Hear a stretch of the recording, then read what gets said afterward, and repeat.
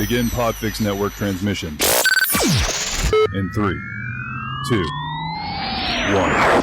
Whether you're fly fishing in a stream, getting those ankles wet, or deep in the ocean casting nets, fish nerds. Fish nerds.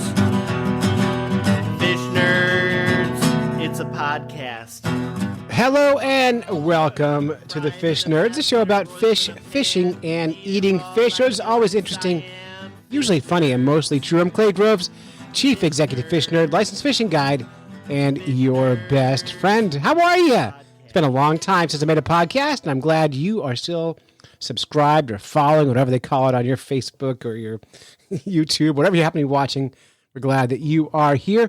I took the whole summer off because I was so busy with my new full-time job as a disc jockey and with my fishing guide business on top of that. I've been working like 70 hours a week. Finally, I got a breath, and I get to make you a podcast. We're going to go to, I think, a bi-weekly show as we get into fall and winter here, to get back in the spring of things, in the fall and the winter. So hope you enjoy it. A lot going on here. One of the cool things that happened this summer, probably the coolest thing, is I got a phone call from a guy, and he goes, "Hey, Clay, my dad just turned 100, and I want to know if you could take him fishing." I said, "Sure, tell me the story."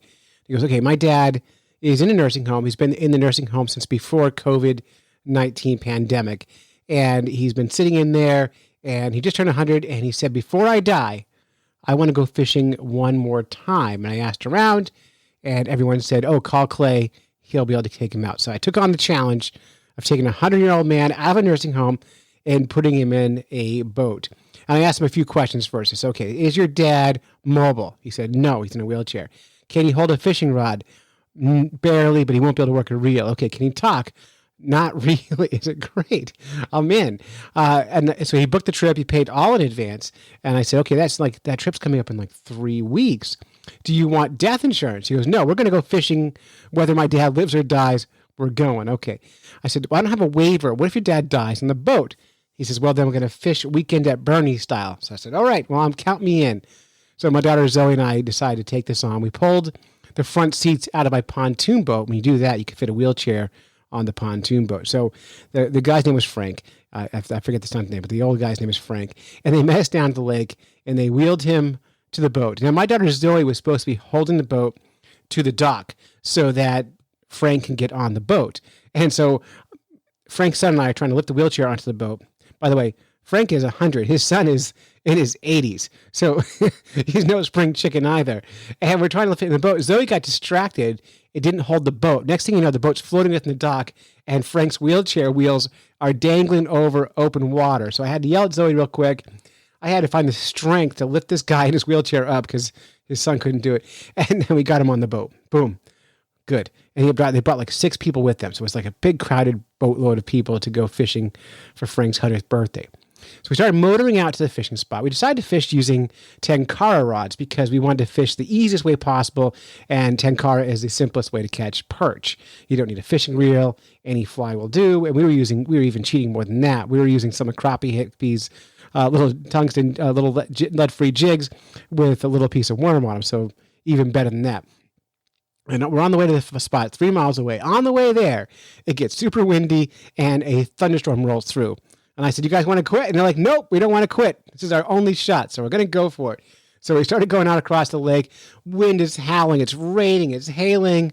Frank's sitting there. I can't tell if he's happy or not. No one seems to care. We're going for it. The storm blows right over us. And then it's sunny and warm, like 80 degrees. We all warm up. We get to the fishing spot. There's no wind. It's perfect. We park the boat right in the right spot. Zoe goes to the front of the boat, grabs a tenkara rod, telescopes it out, pulls the string down. And I know tenkara, you guys, you can't put a worm on a tenkara hook. You can. There's no rules. Stop with all your stupid rules. Anyway, so Zoe puts a little hunk of worm on there, drops it in, and within seconds, Frank has his first fish on. He lifts up out of the water. He could barely hold the rod. He's kind of small. We snap a few shots. What the thing goes, a little 4-inch yellow perch. It was tiny, but it counts as a fish. And the goal was to get Frank on some fish before he dies. And so far, so good. 2 or 3 fish later, we finally find the bigger yellow perch, the ones more the 10 to 13-inch size. That's what we're kind of after. And he hooks one. And Frank can barely talk. He's holding the rod. and I got this on video, and he's fighting this fish in, and he's trying to lift it in the boat, but he can't because, it's a 10-foot-10 car rod. He's in a wheelchair. He has no strength. He can barely hold the rod itself. He's pulling on it, and under his breath, you can hear him going, "You bastards! You bastards!" And he finally pulls the fish onto the boat, and we get our shots, and we let it go. And then we pulled in, we have 4 or 5 more fish later, so you got about a dozen fish in the end of the day. We went and had a barbecue on the boat, took photos, sent them on their way, and his son said that was the best day his dad's had in years. And so I was able to deliver a 100-year-old guy his fishing trip, and his son booked it as his last fishing trip. But then afterwards, we're talking. He goes, "Hey, Clay." I said, "What?" He goes, "If my dad's still alive next March, can you take him ice fishing?"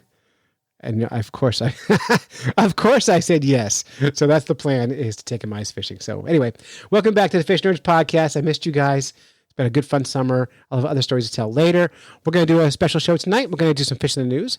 And then the Crappie, Hippie, and Tim Bete have started their own podcast. We're going to talk about that. And we're going to play it right in our podcast feed, so you can check it out, and it will be very familiar to you. News, fish in the news. Everybody loves their fish in the news. Everybody loves the fish in the news. All right, let's get into this here. This is from NBC News. The headline is a catfish farm abusing its fish? Animal rights group say yes. So shortly before 7:45 a.m., a slaughterhouse worker trudged inside a nondescript building at the end of a dirt road and headed to what they call the kill floor. There, when no one was looking, one of them would flip on a hidden camera and record the animals writhing on the conveyor belt. Now, that sounds really spooky, but they were actually filming catfish. So usually you expect chickens or cows, but not fish. This is the first time animal rights group has gone after fish. All right, so beginning in August 2020, the investigators at the facility, which is a catfish farm in central Mississippi, documented the fish being dumped on a conveyor belt and left to suffocate when workers took breaks. This is according to Animal Equity. The investigators also shot videos of turtles and unwanted fish abandoned in buckets without water for long stretches of time before being chopped up alive in an industrial machine, according to the group. Now, that sounds terrible. The investigation is a new front in the effort to improve treatment of animals that end up on your dinner plate. So that's what they're going with. And they wanted to really talk about the better treatment of animals. They have pictures of these fish and turtles on these conveyor belts. And 50 years ago, the United States installed legal guardrails to reduce the suffering of slaughtered animals like pigs and cows.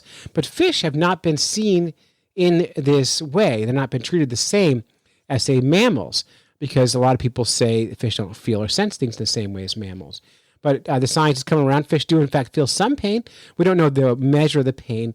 But I think no matter how, I'm not going to read the whole article to you. I think no matter how we come down on whether fish feel pain or not, I think we can all agree that maybe we should think about treating fish better. If you're going to eat a fish, maybe you want to kill it fast, even if it's just a catfish from a fish farm. I imagine most people don't care. On these big trawler boats, they're scooping these big fish out, dumping them on the decks. They're suffocating as they go in the freezer and all that. So the laws in Mississippi where this happened don't exclude fish, according to legal experts. But getting a prosecutor to crack down on a place for fish abuse is another matter. So Animal Equality laid out its findings in email to the prosecutor at the Yazoo County and called for a criminal investigation into the catfish farm. Yazoo County Prosecutor John Donaldson finally wrote back, "I'm not interested in any of this," he wrote, according to an email that was shared with NBC News. Now, I think it's a big mistake to respond, "I'm not interested in any of this." I think his job is to follow the law. Now, I don't know if I'm on the side of the fish farmers or on the side of the animal rights people, but I think that when you share prosecutor information, that's not a good response. Now, Michigan State University law professor David Farver, who's an expert on animal cruelty law, said he's not surprised that they couldn't get a prosecutor to take this case because he thinks that a jury wouldn't do any good of this. So, but they can try it. And so we'll see what happens. So far, they have not gone to court, and the big debate is do fish feel pain? Now, we did a whole bit on this last year when we interviewed Dr. Jonathan Balcom, who wrote What a Fish Knows. So we've explored that in pretty heavy detail. He thinks fish feel pain. I think they probably do. I think, do they feel pain the same way like a pig does? I think probably not. But I think that we can, let's be nicer to fish. That's the takeaway from this story. So that's story number one there from NBC News. Now, in bigger fish news, and this is the real news of the summer, and I regret not reporting this when it first came out back in July, and this is according to the Global Times. It came out July 27th. Headline, man inserts eel into rectum from anus in hopes to relieve constipation. Yeah. A man from China in the Jiangsu province inserted a 20-centimeter long eel into his rectum from his anus on July 20th, hoping to relieve constipation, but instead almost lost his life after the eel entered his abdomen. Yeah, this is an old folk remedy. It says the eel can help with bowel movements. I bet it does. But instead of curing the constipation, the eel went from the man's rectum to the colon and bit right through it and entered his abdominal cavity. Holy smokes. He finally went to the hospital after enduring the pain for the first day, as he was too shy to see the doctor. I don't blame him. I would, if I put a fish in my bottom, I also would be a little bit shy to go see the doctor. The doctor who gave him the operation said he could have lost his life as a bacteria in the large intestine may cause hemolysis when it reaches the abdominal cavity. The eel was still alive when it was removed during the operation. The man is not the only victim of this folk remedy that says inserting an eel into the rectum can cure constipation. A 50-year-old man in South China's Guangdong province did the same thing with a 40-centimeter long eel back in June of 2020. We may have reported that here. On June 2nd, 2020, our African carp was found in the stomach of a young man in Guangdong who claimed the fish slid into his rectum after he accidentally sat on it. So men putting fish into their butts is not a new thing. It's been happening forever. I don't partake in it. But I always wonder, like, how many different things did he try before he tried putting an eel into his bottom? You know, did he like work his way up to it? Did he like, okay, let's try goldfish? Nope, nothing there. You know, let's try a triggerfish. Nope, nothing there. And then, okay, we need something big and long and slimy. Eels away. And then there's like the whole way. How do you do that? How do you negotiate an eel into your bottom? Your bottom isn't built to accept that. I mean, maybe some training ahead of time. Do you got to like stretch things out? Do you have to put a tube in it? A big giant funnel? I don't know. If you know, don't tell me, because I don't actually really want to know. I don't really want to know. But I always wonder too, like when people fall into these old wives' tales and old remedies, what makes them think this is better than just like going to the pharmacy and picking up a poop pill? Is poop pill a thing? I don't know.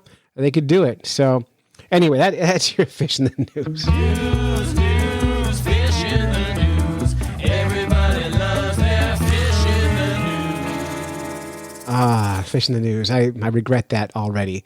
All right, let's get back into the podcast. We're going to jump right into Lure Love.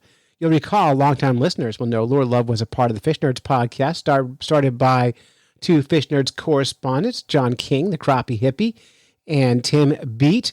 When they first pitched this to me, they sent me the first episode of Lure Love as a segment for the Fish Nerds podcast. First thing I told Tim was, why are you giving this to me? This should be its very own standalone podcast. It should not be part of the Fish Nerds feed. This is so good.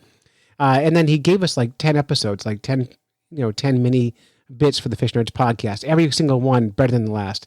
Finally, late last winter, Tim and John came to me and they said, hey, Clay, we're thinking about launching Lure Love as its own standalone podcast. And I said, that's what I've been telling you to do from the very beginning. Finally. So if you're looking for a companion podcast for the Fish Nerds, make sure you check out Lure Love with Tim Bete and the Crappie Hippie John King. It's wonderful. It's pure joy. They do a great job with it. And to give them a little boost, we're going to drop their latest episode right into the Fish Nerds feed right here. You can listen to it while you listen to the Fish Nerds podcast, just as you always would, as they were before. And then make sure when you come out of this, you subscribe or follow Lure Love on your favorite podcast app, and make sure you support them because they're putting out great content for you. And we love John King and we love Tim Bete, and we're so glad that they've done this. And we hope they're hugely successful. They can even be bigger than the Fish Nerds themselves, which isn't much because we're not that big. We're just consistent. And even that's not so true. All right, here we go. Here's Lure Love. Lure Love, I can't get enough. Got a space in my tackle box, just got to fill it up. Lure Love, I can't ever stop. Don't got a basement, got an underground tackle shop. And here are the hosts of the Lure Love podcast. John, Crappie Hippie King, and Tim, Tacklebox Bete. John and I, along with Lucy, the Lure-matic computer, are so excited for this first episode of the Lure Love podcast, where our motto is, why buy one lure when you can buy 103? So, John, both of us have test fishing ponds where we test out lures. Tell me a little bit about the pond on your property where you test lures. It's just a little under, just a little over, right around 2 acres. It's shared by myself, my sister, and our neighbor. But I own most of it. And it's just your typical Kansas pond with the bass, bluegill, catfish, but we also have crappie and red ear in that pond. So it gives me a good opportunity to go down and test things out when I think them up, or just keep my fishing skills sharp. And I encourage people to, come and fish. I like that it gets some pressure, because that is a good judge of a bait if it can overcome the fishing pressure and get fish to strike. So yeah, typical Kansas pond. We love it. How deep is it?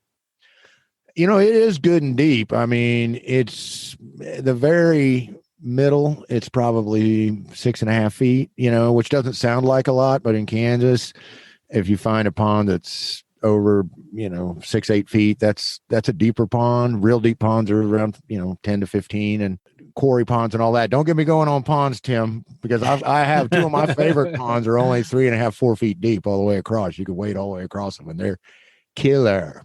Let's hear about your pond. So the pond that I have at my house, I'm actually live in the suburbs, so it's a suburban detention pond. It's only about 3/4 of an acre, but the water is pretty clear for a pond like that, because you get a lot of the runoff and things coming into it. Similar to yours, bass, bluegill, catfish, and some huge grass carp that I've had the pleasure of catching on a fly rod, and they are just amazing fish to catch.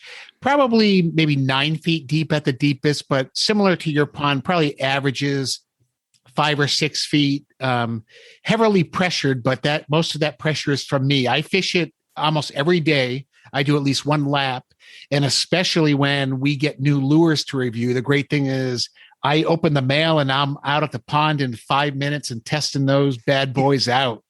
I hear that. I mean, that's the beauty of it, right? Like you get something and man, you go right on down. We're just a couple little kids when it comes to lures, aren't we, Tim? We are.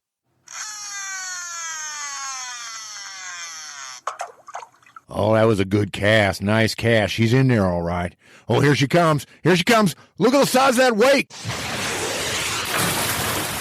Dang, son. Where'd you find that lure? Hey, you know what, Tim? Berkeley sent me some fishing lures. They send you some fishing lures? They sure did. And there's nothing that we like better than getting free lures in the mail to review. They sent us the Hit Sticks. Love that name, Hit Stick. Yeah. It's a beautiful bait, beautifully constructed on that Rapala minnow, design that's been known and loved and emulated and copied. But I think this goes beyond pure reinvention. I think this is as unique a take on the slim minnow as you can find. There's really a lot of research and design that went into this lure. Sometimes you see a new lure comes out and it just seems like it's a slight variation of things you've seen before. But the scientists at Berkeley really put a lot of thought into this. And I really wish we had the chance to talk to some of the Berkeley lure scientists to learn more about the Hit Stick. Well, Tim, you could call Berkeley and talk to one of their scientists, or I could just hack into their mainframe and get the answers for you. Don't do that, Lucy. Too late. I'm inside the Berkeley mainframe. Whoa. Accessing top secret Hit Stick design documents. Analyzing. Analysis complete. At least you didn't leave any tracks that you've been in their mainframe. The Hit Stick is a jerkbait style lure that comes in 7 bait lengths from 2 inches to 5 1/9 inches, and 20 color combinations. Swim depth is from 2 to 9 feet. The Hit Stick delivers ultimate versatility and can be used as a finesse jerkbait, trolling bait, or casting bait for all predator fish. Berkeley scientists identified 4 key design factors that they incorporated in the hit stick. The factors are: Number 1, yaw. Yaw is rotation around the vertical axis of the bait. Number 2, tail swing. Tail swing causes vibration, which attracts fish. Number 3, roll. When the bait rolls side to side, it flashes, attracting fish. Number 4, pitch. The pitch of the bait in the water should be flat, mimicking the way a bait naturally swims in the water.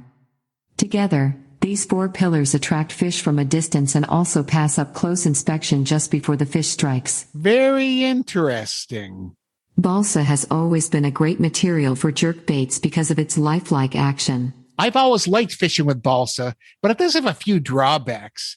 You know, the original Rapala was primarily used as a trolling lure because in the 30s, when it was invented, the rods and reels and lines weren't capable of casting such a light lure. That's right, Tim. As a material, balsa can be inconsistent, not very durable, and can't be cast very far. Especially if you're trying to cast into the wind. The hit stick was designed to remove all of those negative factors, while keeping the positive ones. Using their patented flash disc technology, flat weights on the bottom of the bait, Berkeley was able to keep the buoyancy and action of balsa with a tougher exterior, and the ability to cast much further than balsa. The flash discs add mass without sacrificing buoyancy, and give plenty of room for rattles. I love rattles. The synthetic material used for the hit stick is much more consistent than balsa. Every hit stick swims exactly the same. Hit sticks are 364% tougher than balsa, and cast 60% further than balsa. There are 4 patents pending on the hit stick design. Exiting the Berkeley mainframe computer. Well, I guess that was a little bit easier than calling the Berkeley scientists. Oh, by the way, I also downloaded the stats from the Berkeley fish strike tests. I'm printing it out for you now, Tim. Okay, so the hit stick advertising says that it's scientifically proven to bring more fish into the boat. Now, you've gone over this data, Tim. Explain it to me, explain it to the listeners. What is this Berkeley data saying to us? Well, the first thing is I love the fact that at Berkeley and other lure companies that they actually are doing this science and testing. And at Berkeley, they conduct their research in their lab's fish behavior pool. So they can watch how fish react to different lures and to estimate catch rates and how often the fish are hitting the lure. It really makes sense because while you want to test lures in the field, you want to watch how fish, approach them and the reaction that you get out of them. So they have their pros doing head-to-head field testing too, but the lab is really key. And they use their research to determine the specific actions and hard baits that increase the catch rate. So what is it about the wobble, the action that gets more fish to strike? And they've taken those features and then designed them into the hit stick.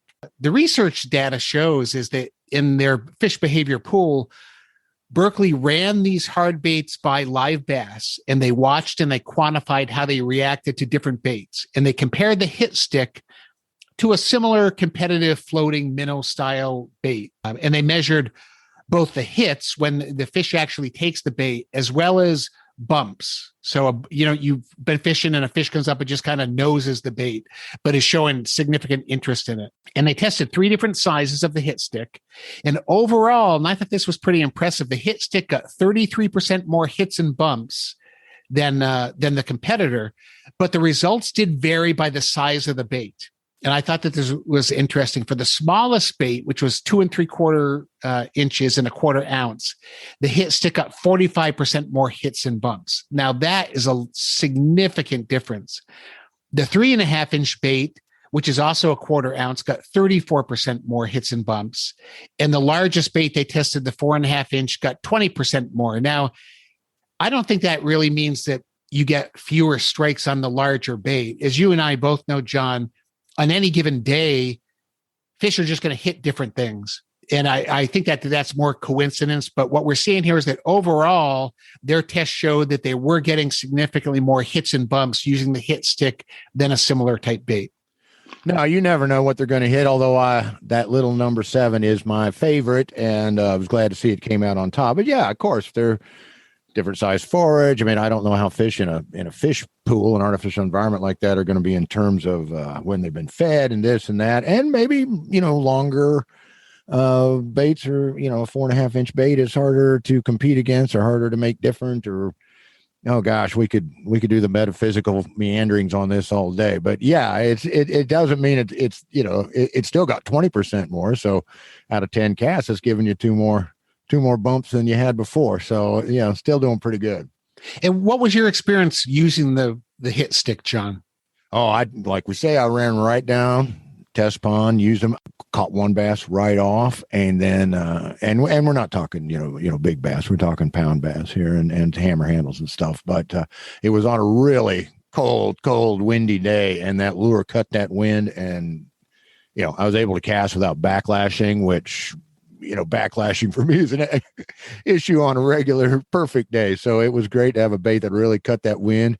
And because I've got all this brush in my pond, the advantage of a floating jerk bait with a real slow rise like this is that instead of staying weight neutral and then continuing to move down the water column, every time I'd work it, when I'd come to the brush, you have to be patient because it is a real slow floater. It's really good as a jerk bait, but it will float up high enough then that you can walk it over the top of the brush, and then once you're the other side, you can hit it hard and pull it down and get it back to a greater depth. Really well built to stay in that strike zone. Wow, what a hard vibration! What a hard wobble! I mean, this thing, you've got to know it's sending off a lot of sound. And then I got a chance to go out another day to a private lake. This is a really weedy, brushy, messy lake. And it was a sunny day, a beautiful day. And they have these little flash weights in the belly of that thing. Those things, you know what I'm talking about, right? Yeah, the flash discs. Yeah, flash discs. Yes. And that bait really rolls. And those in the sun, when they've got some light to catch, they give you a good flashy look. So you've got a visual component, killer paint job with epoxy that I think you could take a bullet to and not penetrate. Really good construction on the thing, and beautiful paint. And then, of course, it flashes too. Yeah. So I took it right out to the test pond and also fished it on a local river for smallmouth. And I had a lot of the same experiences that you did. When you first see these flash discs, it makes you think that this is going to be a sinking lure. But it's not. It floats. It is super buoyant. It casts like a bullet. I fish a lot of ultralight. What I found is I could cast this and put it exactly where I wanted, much more than other small jerk baits. I mean, when you're dealing with a large jerk bait, it has enough weight just in that body. But even with these small ones, and what's interesting is, in many cases, the weight is the same, a 1/4 ounce, regardless of the length. So they've kept it kind of at that optimal the weight. It has the great action that you talked about. But the thing that really impressed me the most was it's near neutral buoyancy, meaning when you stop reeling that in or jerking it, the lure just hangs there in the water column. So if you have a bass or other species that's coming up and watching that lure, with a lot of jerk baits I fished with, you stop reeling it and it just pops right up to the surface immediately. This hangs right in front of the fish for a long time. As a matter of fact, it hangs for so long, I kept thinking I was snagged. I'd be like, well, the lure didn't come up. Where is it? Is it snagged on something? And it just sits there. And I think that's probably the best feature of this. It casts like a bullet and it hangs there in that water column. So if you're jerking it, not reeling it consistently, you can stay at the same depth. You can jerk it and let it sit there for a few seconds and then jerk it again. And it's not floating all the way back to the top. And I give them high marks for those designs, as well as you saying the thing's bulletproof. I mean, it is a very hard surface lure, and I bounced it off rocks on purpose. Didn't make a dent in the thing, and was very easy to get hookups on it. Very high quality hooks as well. Yeah, it's an exciting bait. It's a well-built bait. And the fact that it does have that near neutral, and yet it does have a floating aspect to it, is going to be sheer dynamite for people fishing for those big black crappies, where you've got them down in the weed bed and they're looking up, and that old technique where you stick your rod clear down in the water and try to run your Rapala over the top of the right depth to get them up. Now with this, you can truly, you know, a crappie's a fish that loves to suspend. So whether in a weed bed or you're out here on Hillsdale by me fishing for white crappie and they're suspended in the treetops right at 10 feet down, you can keep this lure right in that 10-foot zone. And of course, bass will do this. White bass will do it. I mean, this lure, this August, when the whites are hitting the top water stuff and all that, I can't wait. It's going to be just a whole lot of fun. But yeah, you can keep it right there in the zone. A lot easier to keep it in the strike zone. Let's get this recording done so I can get back out there. And, you know, it comes in a lot of different colors. One of the other things I like is there's a huge size variation. So if you're fishing ultralight, you can use this. If you're fishing for larger bass or stripers, you could use it for that as well. So they've really created a lot of different variations with it. It's definitely something I will keep in my tackle box from now on. For the smallmouth and largemouth and other species I fish for, this is perfect. I think it'd be great for walleye, for sockeye, whatever you're fishing for. I give them high marks for the research, and I give them even higher marks for sending us some free lures to review. Hey, that's right, because we sent out a bunch of press releases and Berkeley got right on it. So first in line, thank you so much, Berkeley. Warning, warning, lure news alert, lure news alert. Okay, news flash. Here we go. We got 44-year-old country singer and American Idol judge Luke Bryan, who had to seek medical attention following a fishing injury in which his lure punctured his thumb in 2 places. In a video he posted online, Bryan said, "This is going to leave a mark, and pretty sure that's in my bone." Ouch, man. I mean it. But we'll be back on the water in about 25 minutes, he added, and he was back on his boat and fishing within a few hours. Anyway, we posted a link to the video in the show notes.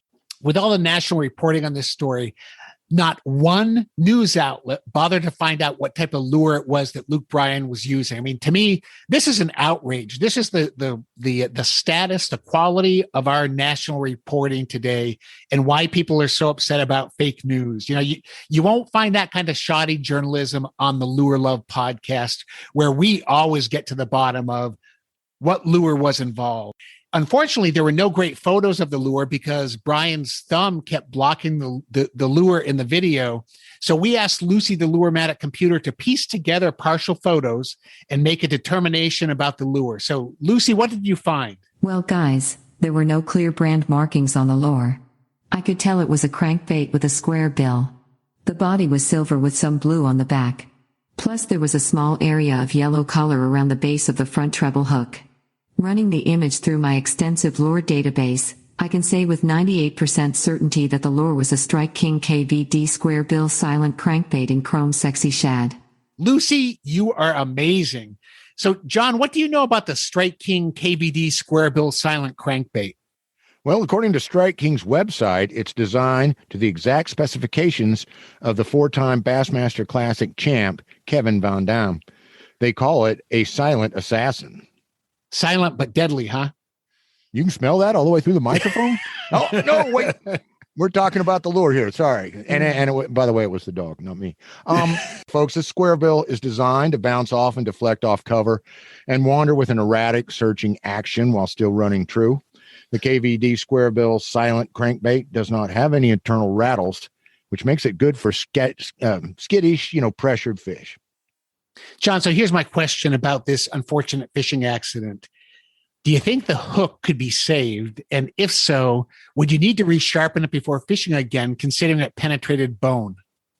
Yeah, I love that. You're a tackle tinkerer. It's like, I don't know. I hope so. Because, it's like, we're always saving hooks off old lures. We're always, you got to save that hook. It definitely going to need to be resharpened, though, I think.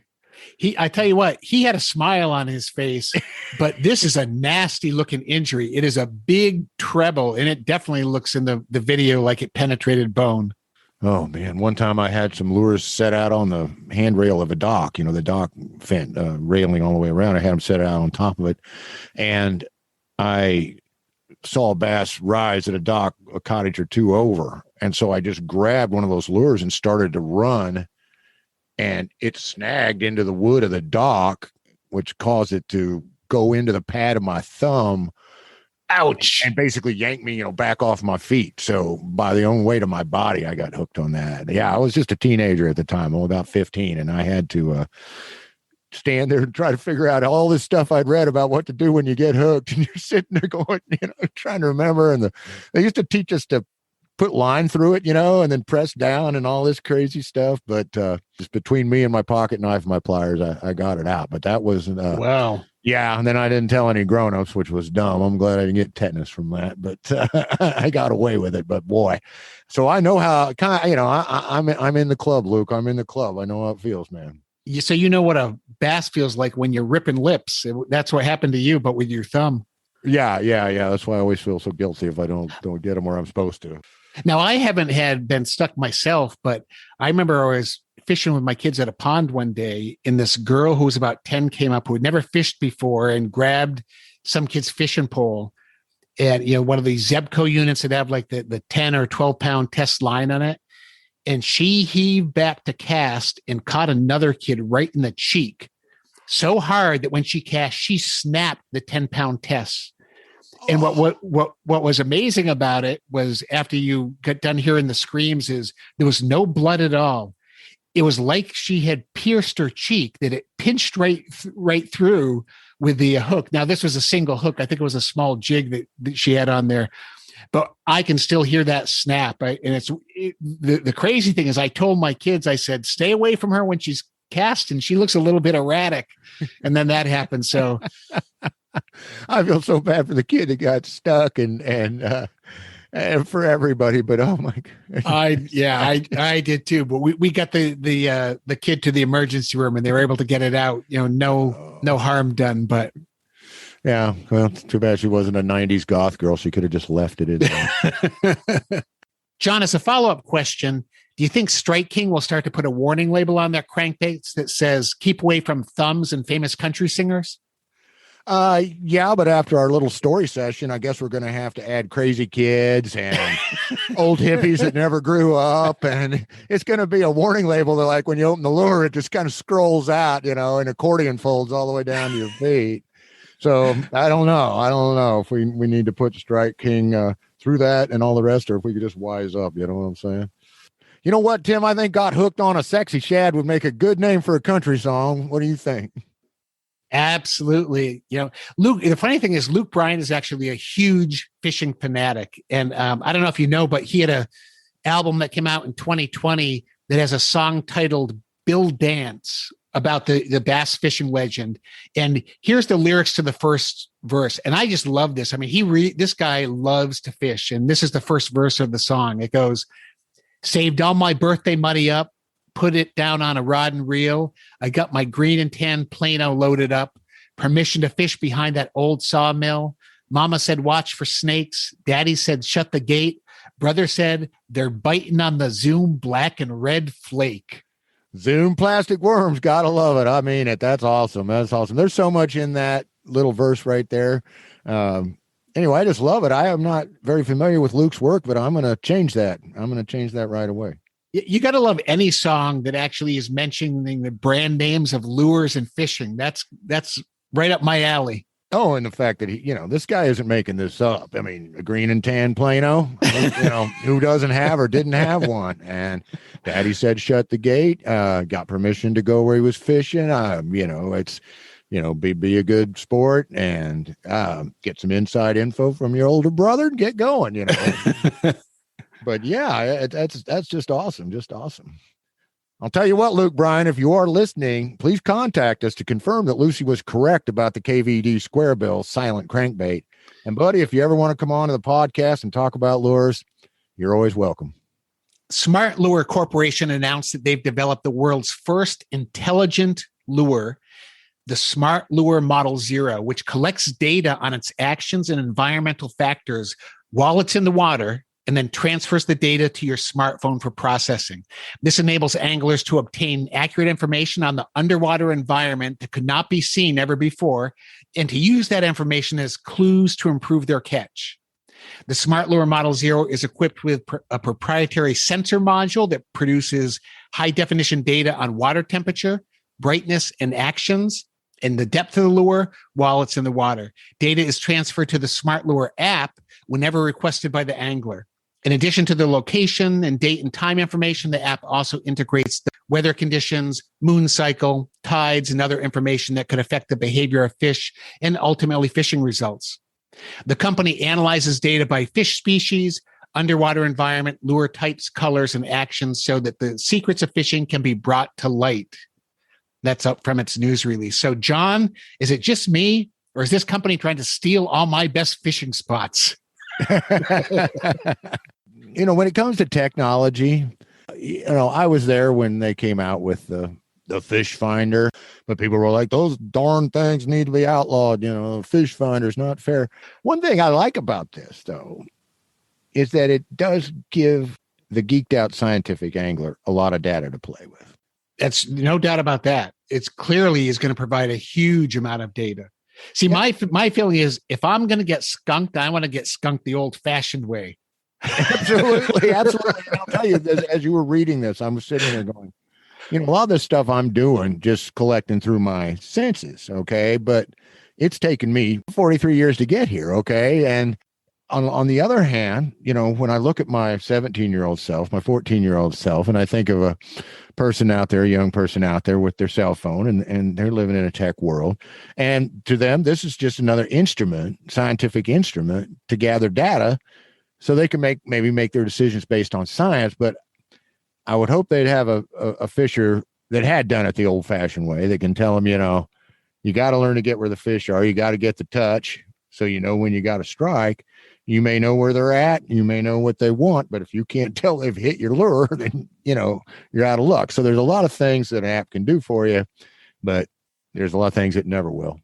You're absolutely right. What you don't want the app to tell you is, John, you have not caught any fish in the last 17 hours. I don't need an app for that. Yeah, no.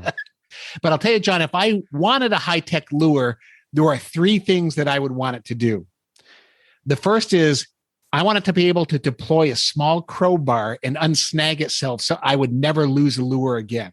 That's awesome. Yeah, absolutely. And then the second thing is when 2 fish approach the lure, and this is probably you've had this before, I want the lure to automatically swim into the mouth of the larger fish because inevitably that smaller fish beats out the larger one by 2 inches. Every time. And oh man, I've got some stories. And then the third thing is if the bass are finicky, I'd like the lure to be able to taunt them by saying things like, your mother was a carp and your father was a catfish to really entice them to chomp down on it. Big old, male bass being like, what? Yeah. I'm gonna bite you. Yeah. Perfect. What do you want in a high-tech lure? Okay, so here's what I want in my high-tech lure, okay? First of all, I want to have a metal detector in it so I can hunt treasure while I fish. So if the fish aren't biting and I can get out my magnet and pull up treasure or get out my swim fins and find some treasure, whatever, right? But I want it to hunt for treasure. So you could catch like a 10-pound salmon and a Buick in the same cast? That would be the whole idea. It's like my Buick and whatever comes spilling out when we open the doors is mine as well. Also, we talk about what does a fish know? I want the lure to transmit all the grunts and noises I don't realize I am making while cranking in a good fish to the fish. So the fish knows he's got a chance, that he's having an effect on the monster that's up there pulling him towards shore. Because dude, the first time I ever made a YouTube video of myself fishing, all the puffing and huffing, grunting, and all these noises, Kathy was just like, what in the world? How old are you supposed to be? And so anyway, I want to give the fish a chance. I love it. I totally want it to grow legs and scramble like a crab over deadfalls and lily pads and then jump off, especially lily pads, maybe scramble up on it, run around a couple times to set up sort of a thing, maybe hop from 1 or 2 pads to the other, then dive in, boom. That's what my automatic high-tech lure can do. I am so surprised that we have not been contacted by one of these high-tech companies as research consultants with ideas like this we would be on the cutting edge. All we need is a Kickstarter campaign and raise a couple $1 million, and we will get right on this. Just a couple mil and we're there. All right. Easy as breathing. All right. Well, that's all for today. We'd like to thank Grace Bete for singing our intro outro song. We like to thank Glasswater Angling for making Lure Love possible. And we really want to thank Berkeley for sending us those hit sticks, baby. We are so excited to use your new lure. We got it off the hot lure list for 2021.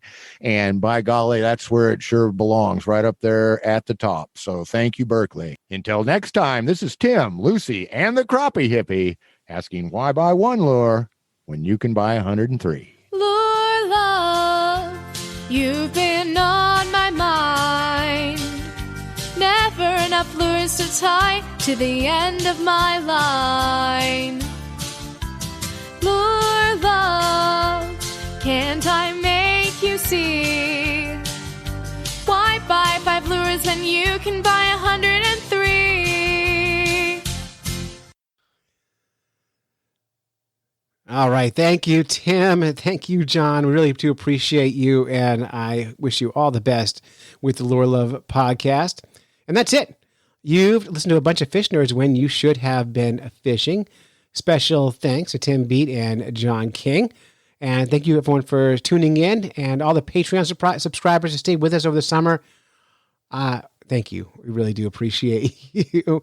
So until next time, follow the code of the fish nerds, spawn early and often, never trust a free lunch with strings attached, and swim against the current every chance you get. That's the whole podcast. You did it. Whether you're fly fishing in a stream, getting those ankles wet, or deep in the ocean, casting nets, fish nerds. Fish nerds. Fish nerds. It's a podcast. Just for the halibut. Fried in a basket or broiled in a pan. Eat it raw like you're in Siam. Fish nerds.